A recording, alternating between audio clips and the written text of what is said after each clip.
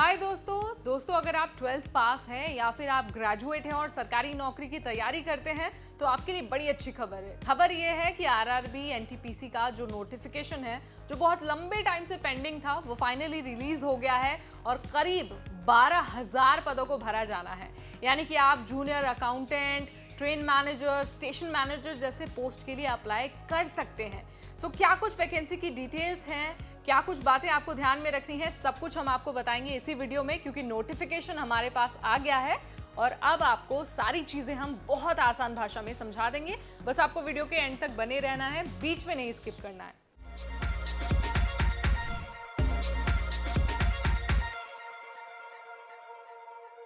अगर आपको भी आरआरबी एनटीपीसी की ये जो करीब 12,000 पदों वाली भर्ती है, इसके लिए अप्लाई करना है, तो एक ऑफिशियल वेबसाइट दी हुई है, आपको वहां जाना होगा और जाकर अपना फॉर्म सबमिट करना होगा। जो वेबसाइट है वो है www.rrbcdg.gov.in।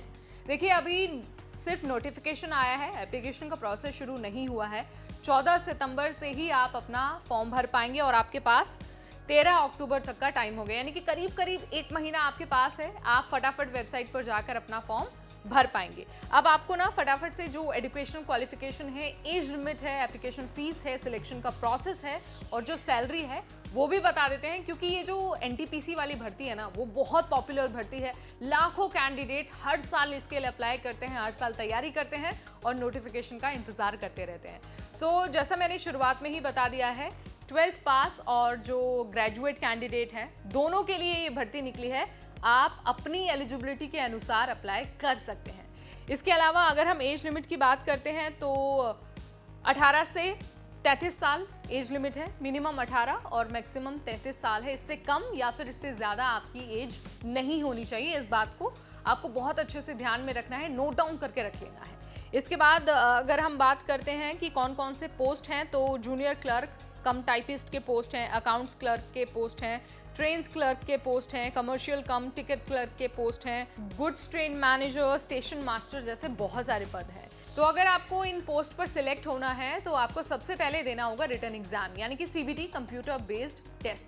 वो दो होंगे, फर्स्ट फेज वाला और दूसरे फेज वाला। दोनों फेज को आपको क्लियर करना है। उसके बाद आपको जो टाइपिंग टेस्ट है उसके लिए बुलाया जाएगा, क्योंकि जो क्लर्क वाली पोस्ट है ना, उसके लिए टाइपिंग मस्ट है।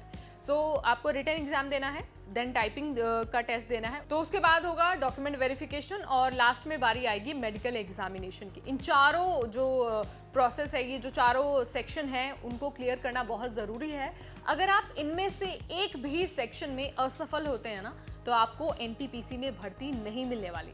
इस बात को आपको ध्यान रखना है। फॉर्म भरते वक्त आपको सही डिटेल भरनी है, सही डॉक्यूमेंट को अपलोड करना है, ताकि सारा एग्जाम क्लियर करने के बाद डॉक्यूमेंट वेरिफिकेशन में आपको कोई भी समस्या ना आए। क्योंकि आपको पता ही है, अगर आप कोई गलत डिटेल भरते हैं या फिर कोई गलत डॉक्यूमेंट अपलोड करते हैं, तो चाहे आप रिटन टेस्ट क्लियर ही क्यों ना कर ले, मेडिकल टेस्ट में आप सफल क्यों ना हो जाए, आपका कैंडिडेचर कैंसिल हो सकता है। तो आपको किसी भी चीज़ में फ्रॉड नहीं करना है, सही डॉक्यूमेंट अपलोड करना है।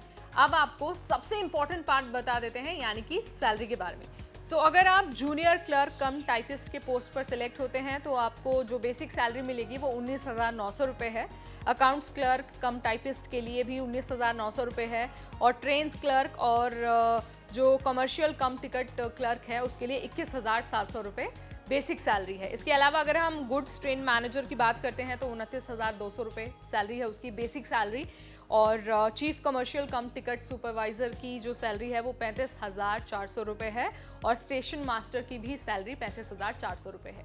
ये सिर्फ बेसिक सैलरी है। इसके अलावा जो टीए, डीए, एचआरए और जो दूसरे बेनिफिट्स, दूसरे अलाउंसेस एक सरकारी कर्मचारी को मिलते हैं, वो सारे भी आपको मिलेंगे। यानी कि कुल मिला के एक ये होलसम पैकेज है। अगर आप सरकारी नौकरी लेना चाहते हैं, एनटीपीसी का हिस्सा बनना चाहते हैं, 12th पास हैं और आप ग्रेजुएट हैं, तो आपके लिए ये गोल्डन अपॉर्चुनिटी है। जैसे ही लिंक एक्टिव होगा, आपको वेबसाइट पर जाकर अपना फॉर्म भर देना है। वैसे तो मैंने आपको सारी चीज़ें बता ही दी हैं, नोटिफिकेशन के अकॉर्डिंग सब कुछ समझा दिया, लेकिन तब भी अगर आपको कोई समस्या आती है, कुछ नहीं समझ में आता, तो आप दो काम कर सकते हैं।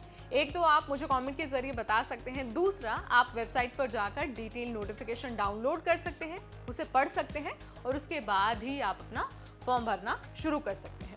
आई होप इस वीडियो ने आपकी मदद ज़रूर की होगी। पसंद आया तो लाइक और शेयर करना बिल्कुल ना भूलें और सरकारी नौकरी की ऐसी ही जानकारी और ऐसे ही नोटिफिकेशन के लिए आज ही सब्सक्राइब करिए हमारा चैनल NBT Tech Ed।